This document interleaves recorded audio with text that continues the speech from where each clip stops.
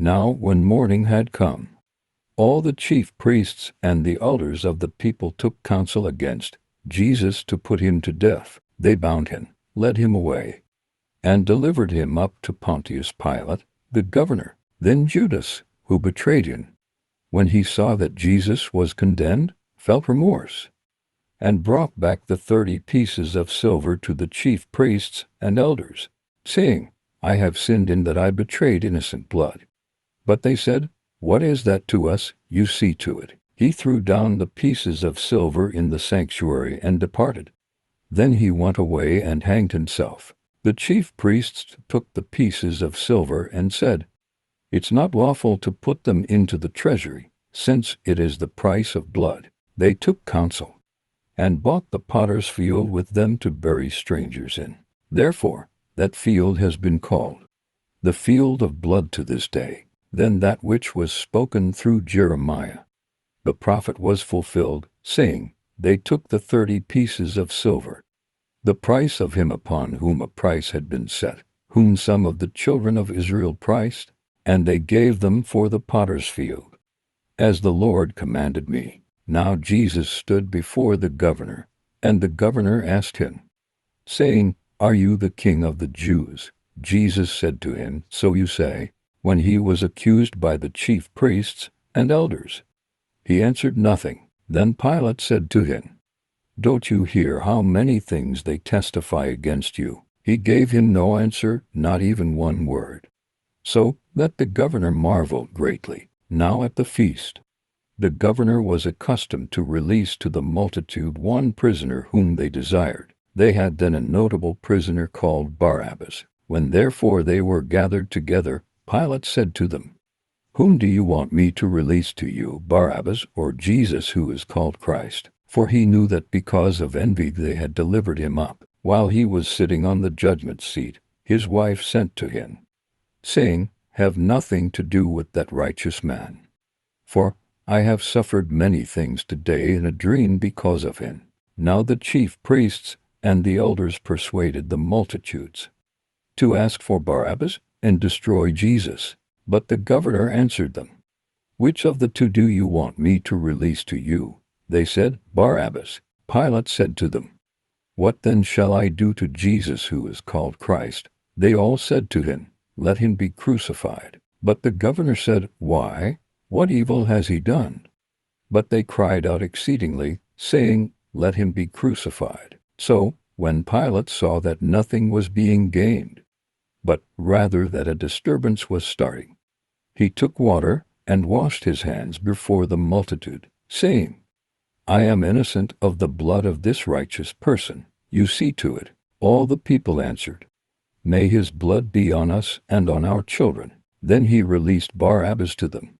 But Jesus he flogged and delivered to be crucified. Then the governor's soldiers took Jesus into the praetorium and gathered the whole garrison together against him. They stripped him and put a scarlet robe on him.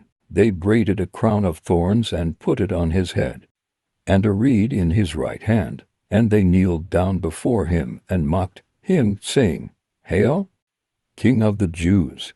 They spat on him and took the reed and struck him on the head. When they had mocked him, they took the robe off him and put his clothes on him and led him away to crucify him.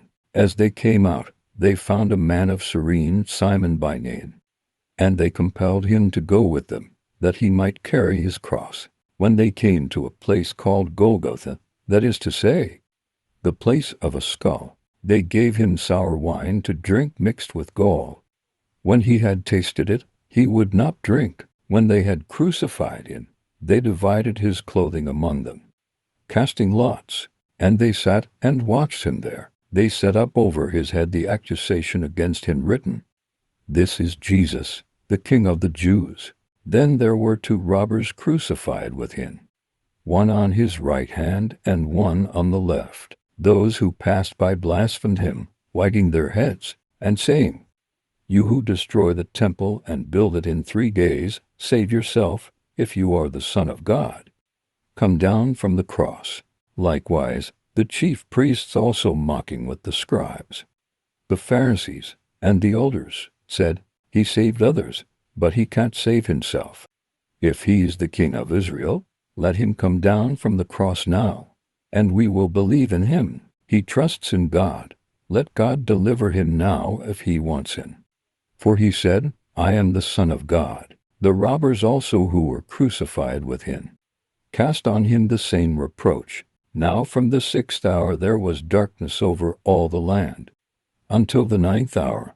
About the 9th hour Jesus cried with a loud voice, saying, Eli, Eli, lema sabachthani, that is, my God, why have you forsaken me? Some of them who stood there, when they heard it, said, This man is calling Elijah. Immediately one of them ran and took a sponge, filled it with vinegar, put it on a reed, and gave him a drink. The rest said, Let him be.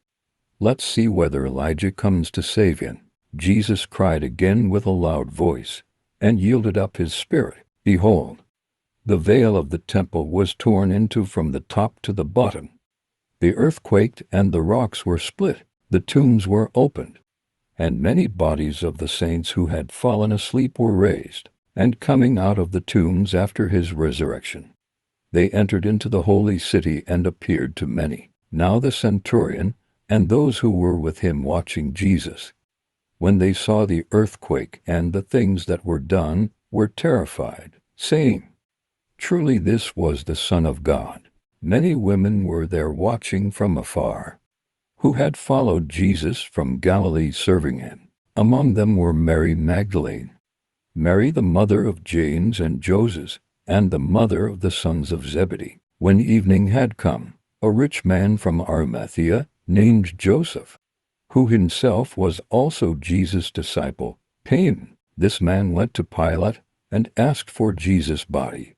Then Pilate commanded the body to be given up. Joseph took the body and wrapped it in a clean linen cloth, and laid it in his own new tomb, which he had cut out in the rock. Then he rolled a large stone against the door of the tomb, and departed. Mary Magdalene was there, and the other Mary, sitting opposite the tomb. Now on the next day, which was the day after the preparation day, the chief priests and the Pharisees were gathered together to Pilate, saying, Sir, we remember what that deceiver said while he was still alive. After 3 days I will rise again.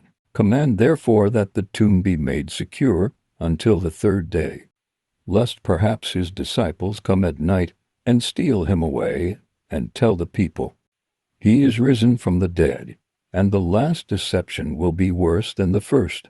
Pilate said to them, You have a guard. Go, make it as secure as you can. So they went with the guard and made the tomb secure, sealing the stone. Thank you for watching. Please like, subscribe, hit the bell and share.